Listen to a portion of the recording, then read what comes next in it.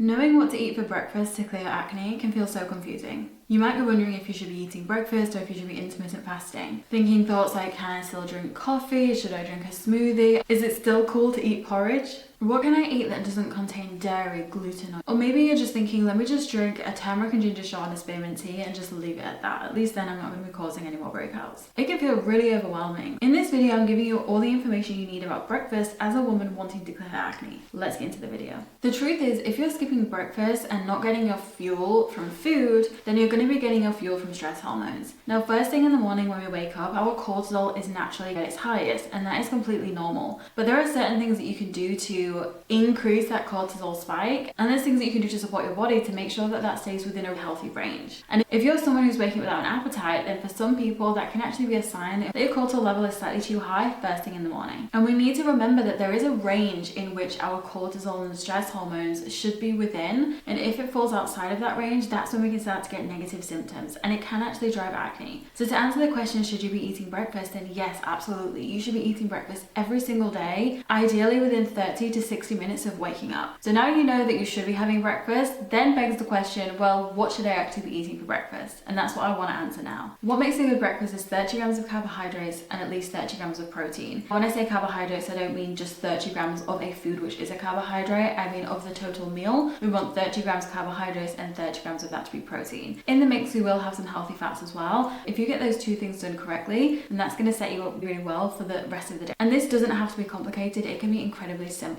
So before I dive into some of the best breakfasts to actually have, I want to talk about coffee. When should I drink coffee? Should I be drinking coffee at all? Should I switch to matcha? What about oat milk? What about dairy milk? There's so many different questions and things that we can be confused with. And when it comes to coffee, we want to be thinking about the quality of the coffee we're drinking, when we're drinking it, and what we're adding into it. So for example, if you went into Starbucks and got a oat milk latte with vanilla and extra sweeteners or whatever they put in there, then that's going to be incredibly high in sugar. Then of course that's going to be spiking your blood sugar, and the coffee isn't going to be the best quality. However, if you're having a really nice balanced breakfast, then you're waiting 50 to 30 minutes and then you have a really good quality coffee, then that is absolutely fine. We just want to make sure that that coffee is not too close to the meal, because coffee contains tannins, which is then going to impact absorption of certain minerals. The same with tea, the same with matcha. So whatever you're drinking, you want to make sure that you're not drinking it with your meal. You want to have the food in the stomach so that the first thing that you're consuming isn't like a load of caffeine. And you want to make sure that the coffee that you're drinking has been researched to not actually contain mold. So a really good brand that you can look into is Exhale Coffee. If you're wanting a bit of sweetness, the best thing to lean towards is a natural Manuka raw local honey, or you can have a dash of maple syrup. So avoiding the synthetic sweeteners, the low calorie sweeteners, and of course avoiding white sugar as much as possible.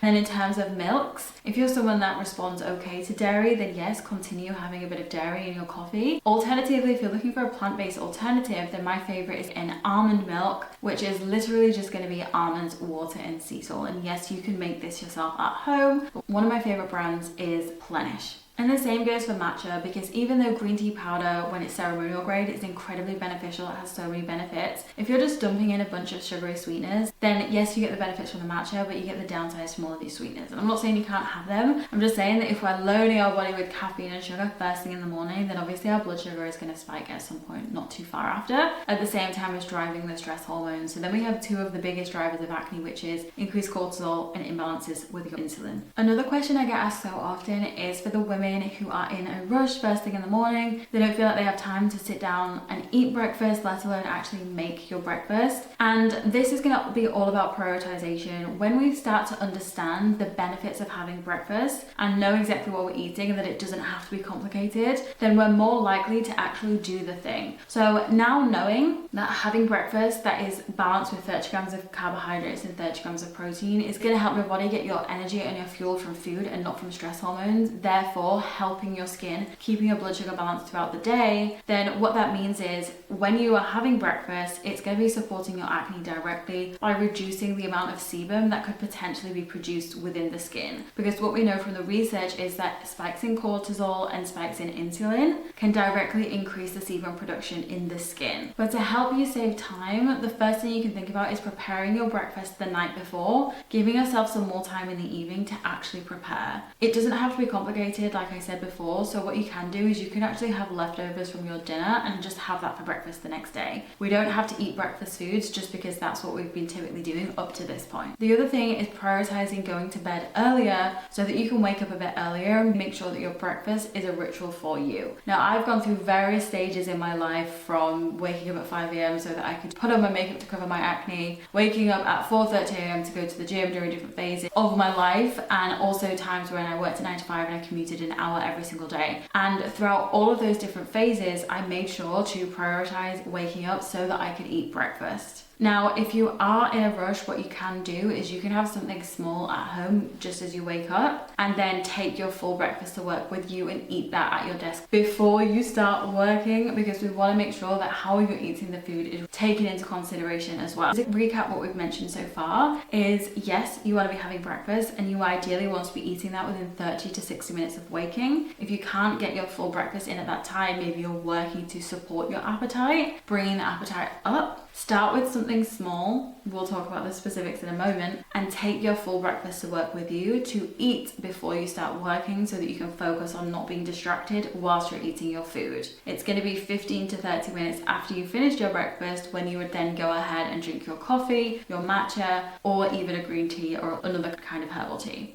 Now that I've gone through some of those commonly asked questions, we're going to dive into what can we actually be having for breakfast. Starting with something that's on the sweeter side. Now remember, with everything that you're eating, we want to be balancing the carbohydrates with the protein so that this is as balanced as possible. And for a lot of people, we don't actually need to cut out eggs. And that's a good thing because there's going to be eggs in so many different breakfast varieties, especially the sweet options. When it comes to dairy and gluten, these are going to be things that you want to spread out and maybe not have every single day. But that doesn't necessarily mean that just because you have acne, you have to completely remove dairy and gluten. For clients who actually, they benefit a lot from having Greek yogurt as their breakfast because it helps them getting protein early in the morning. But I've had clients who are negatively impacted by having dairy based on their test results and their symptoms. And the same with gluten. Obviously, if you're reacting to gluten, then we're not necessarily going to go ahead and have even a sourdough or a rye bread. But if you aren't reacting negatively, or your test results say that it's actually okay for you to have those foods more regularly, then you can go ahead and eat those foods. But to be more specific in this video, I'm speaking more so from the dairy-free and the gluten-free perspectives, but I've not removed eggs. I've also reduced the sugar and kept it more to natural sugar so that we can keep this as balanced as possible. Something sweet, the options that I like to lean towards would be protein pancakes or protein oats. Now with both of these, they will have eggs in there for some protein, so one large egg would roughly be around 6 grams of protein. And yes, even with porridge, I would be making this on the stove and cooking the egg into the oats, because I've tested this on myself with a continuous glucose monitor, having porridge on its own just with protein powder, having porridge on its own with nut butters and seeds, and the only way that my blood sugar doesn't spike and then drop after having oats is by adding in an egg as well. So that would be an egg, a scoop of high quality plant-based protein powder. The brand that I like is the Vivo Life Clean Protein or the Vivo Life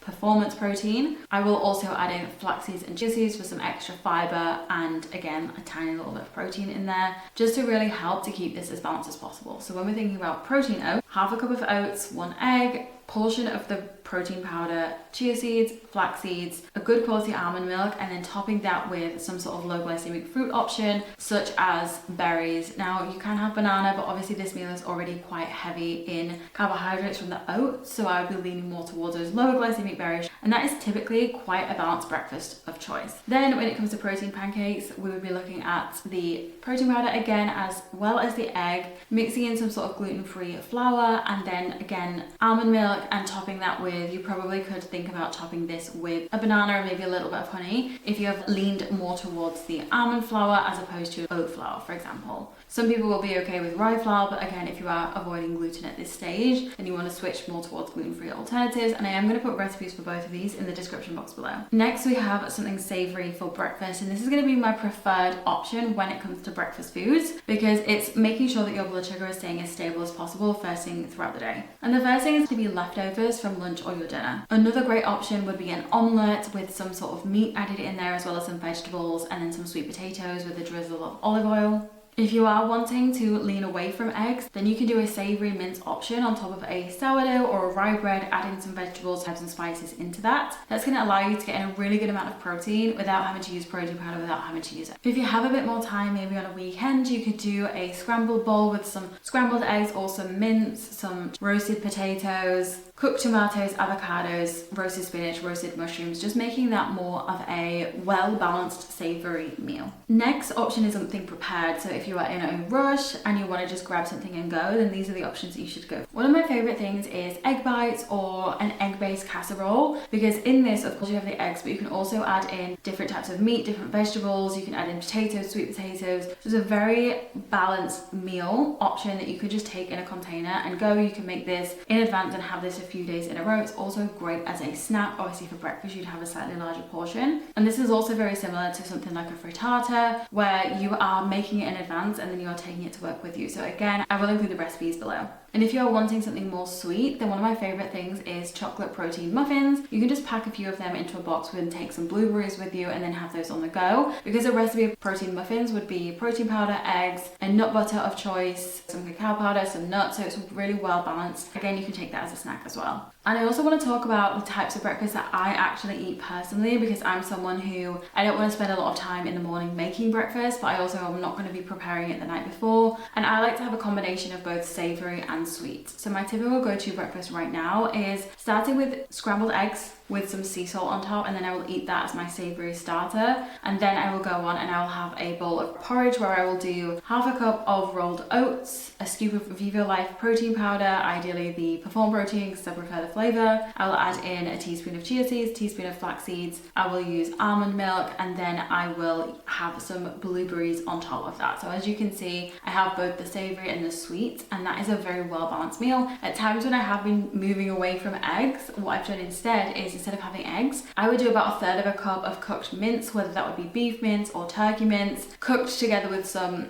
spices and some vegetables, and I would have that first, and then I would go ahead and have my porridge. I know for some people that might sound really strange. I see this like having a savoury meal and then a dessert afterwards. And I have also done the same thing but with turkey steaks or turkey breasts, just with some sea salt on top. It really does depend on your preference on what you like to have. You could look at salmon, smoked salmon. There's lots of different things that you could do to get in that savoury type of meal. So hopefully I've given you some really good options when it comes to breakfast alternatives. Now, like I mentioned, the savoury option is going to be my favourite. If you do like something sweet, then I would look at the sweet things as how I do it, where I would have the savoury and then the sweet. Or if you're transitioning away from, let's say, a sweet breakfast where you usually lean towards either cereal or croissants, then you can transition to the protein porridge or the protein pancakes and then make your way to having something savoury first, because the goal essentially is to keep your blood sugars balanced whilst giving your body the fuel that it needs. And if you're finding that you're getting hungry about an hour after you've eaten your breakfast and you're reaching for a snack, then that is a sign that you haven't actually had enough food for breakfast. Or maybe you've had enough food in terms of calories, but you haven't actually had enough protein to keep your blood sugar stable throughout the morning. And we also want to be thinking about fats in there as well. So having something like scrambled eggs and then porridge is a really good way to balance your breakfast, and it's also super simple. So now I want to give you some homework so that you can start implementing these into your mornings as soon as this week. And the first thing is, start by eating your breakfast within 60 minutes of waking up every single day. And I want you to focus on this for the next week before you even start changing and experimenting with different meals, because I want you to get into the habit of actually having breakfast in the morning. The next thing I want you to do is start tracking the amount of protein that you're having with your breakfast. And like I said before, you want to be aiming for 30 grams, but if you're starting from 5 to 10 grams and you make your way to 20 grams, that's a significant improvement, so that should be celebrated.